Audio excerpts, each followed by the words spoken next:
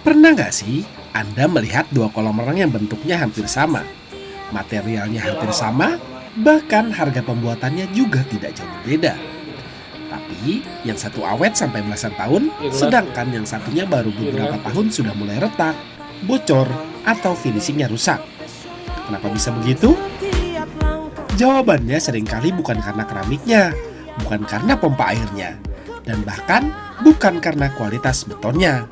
Yang sering membedakan justru adalah sesuatu yang tidak terlihat oleh pemilik rumah, yaitu mitigasi resiko.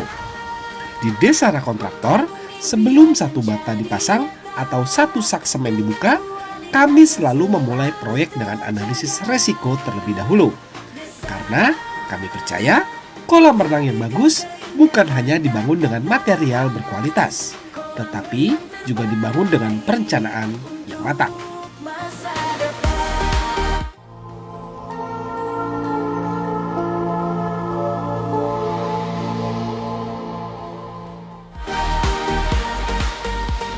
Sebenarnya, apa itu mitigasi risiko? Banyak orang mendengar kata mitigasi lalu membayangkan sesuatu yang rumit. Padahal sebenarnya sederhana.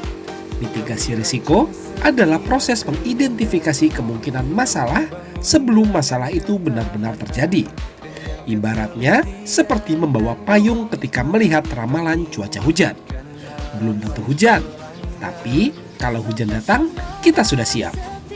Jadi, daripada baru mencari payung saat sudah basah kuyup. Dalam proses konstruksi, prinsipnya juga sama. Semakin banyak resiko yang diprediksi sejak awal, maka semakin kecil kemungkinan muncul masalah di tengah pekerjaan. Kolam renang berbeda dengan bangunan biasa. Kolam renang harus mampu menahan tekanan air dari dalam. Di saat yang sama, juga harus menahan tekanan tanah dari luar. Belum lagi sistem plumbing yang tertanam di dalam struktur. Kalau terjadi kesalahan kecil saja, biaya perbaikannya bisa jauh lebih besar dibanding biaya pencegahannya. Makanya, kami selalu mengatakan kepada calon pelanggan, mencegah jauh lebih murah daripada membongkar. Di Desara, setiap proyek diawali dengan survei lokasi. Bukan sekedar datang, foto-foto, lalu pulang, tetapi benar-benar menganalisis kondisi lapangan. Kami memeriksa akses masuk material, karakteristik tanah, elevasi lahan, lokasi utilitas bawah tanah, posisi bangunan di sekitar kolam, area kerja yang tersedia, sampai potensi gangguan terhadap lingkungan sekitar. Karena setiap lokasi memiliki tantangan yang berbeda. Tidak ada proyek yang benar-benar sama. Contohnya saat proses penggalian, banyak orang berpikir tinggal gali sesuai ukuran. Padahal di situ ada risiko longsor, risiko utilitas yang tertanam, dan ada risiko mengganggu pondasi bangunan yang sudah ada. Oleh karenanya, kami akan menentukan metode penggalian yang paling aman. Apakah cukup dengan tenaga manual, ataukah perlu alat berat, atau perlu penguatan sementara pada sisi galian. Semuanya diputuskan berdasarkan kondisi lapangan, bukan berdasarkan kebiasaan. Tahap berikutnya adalah pembesian. Kami memastikan seluruh pembesian sesuai gambar struktur. Jarak tulangan diperiksa, cover beton diperiksa, dan sambungan tulangan diperiksa. Karena kalau struktur salah, masalahnya baru muncul beberapa tahun kemudian. Begitu juga dengan bekisting. Bekisting harus kuat menahan tekanan beton saat pengecoran. Kalau bekisting bergeser, dimensi kolam bakalan ikut berubah. Saat pengecoran pun resikonya tidak sedikit.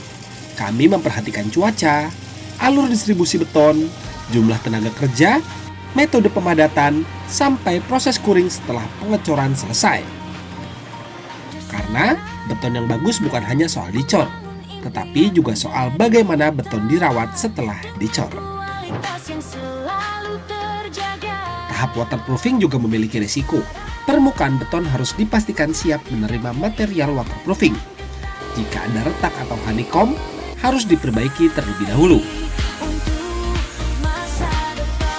Begitu juga saat pemasangan mozaik. nut harus terisi sempurna, perekat harus sesuai spesifikasi, dan pola pemasangan harus presisi.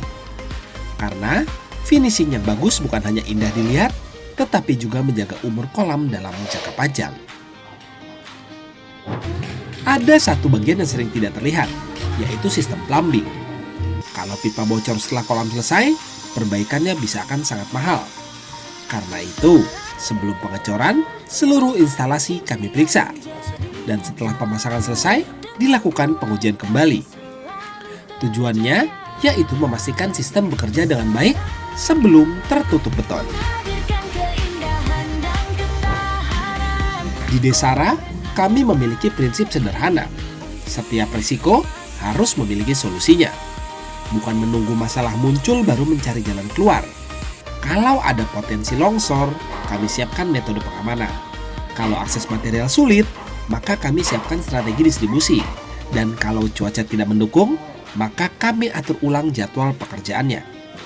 Dengan cara seperti ini, proyek akan menjadi lebih aman, lebih efisien, dan kualitas hasil akhirnya lebih terjamin. Kalau Anda sedang merencanakan membangun atau merenovasi kolam renang, jangan hanya bertanya tentang harga. Tanyakan juga bagaimana kontraktor tersebut mengelola resiko selama proyek berlangsung. Karena disitulah letak profesionalismenya. Di Desara Kontraktor, kami menyediakan survei gratis tanpa biaya untuk wilayah Jabodetabek. Melalui survei tersebut, tim kami akan membantu menganalisis kondisi lokasi, mengidentifikasi potensi risiko, dan memberikan rekomendasi metode pengerjaan yang paling sesuai dengan kebutuhan proyek Anda. Dengan begitu, Anda bisa mengambil keputusan berdasarkan kondisi lapangan yang nyata, bukan sekedar perkiraan.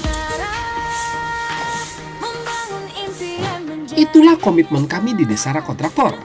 Kami berupaya menerapkan standar kerja yang mengutamakan kualitas, keselamatan, dan pengendalian risiko sejak tahap survei hingga proyek selesai. Kalau Anda merasa video ini bermanfaat, jangan lupa tekan like, subscribe, dan aktifkan lonceng notifikasi agar tidak ketinggalan konten edukasi seputar pembangunan dan renovasi kolam renang lainnya. Sampai jumpa di video kami berikutnya. Terima kasih sudah menonton.